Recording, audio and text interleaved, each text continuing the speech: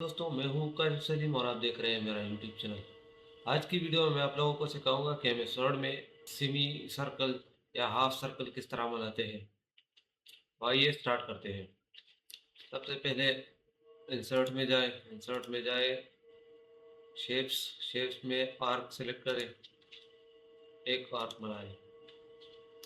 अब line, straight line select करें, यहाँ से नीचे तक लाइन बनाएं।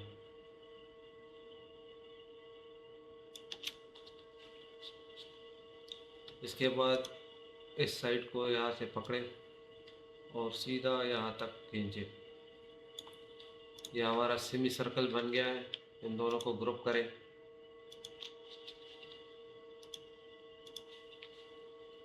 इसमें कलर भी आप कर सकते हैं, फिल कलर जो भी हो। पूरा सर्कल बनाना है तो इसकी कॉपी लो।